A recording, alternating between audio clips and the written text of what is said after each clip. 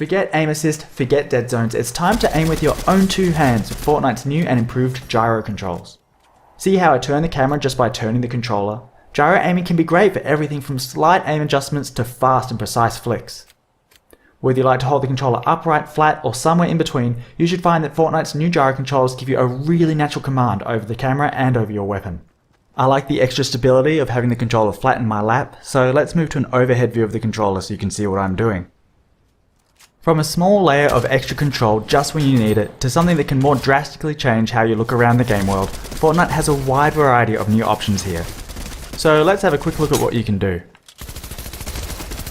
If you enable gyro controls and don't change anything else, gyro aiming will only be active while you're pressing the aim button or while editing a building.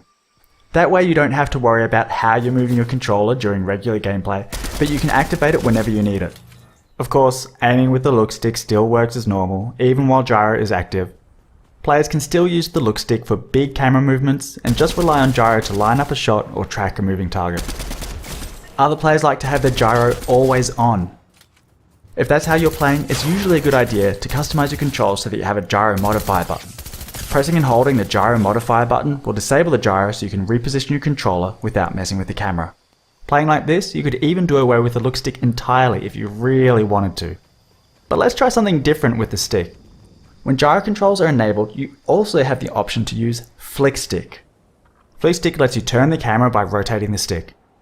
When you first point the stick in any direction, you'll make a smooth and quick turn to face that direction.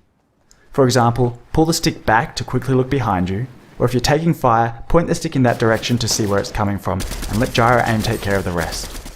Once the stick has been engaged, rotating it will rotate the camera.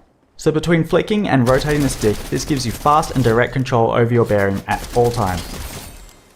Now, because flick stick uses the whole range of the look stick just to turn the camera left and right, it gives you no way to look up and down. So flick stick requires that you have gyro controls enabled, and I strongly recommend flick stick players either have gyro aiming always on, or make it so that engaging the flick stick also activates gyro, so they can look up and down whenever they need to.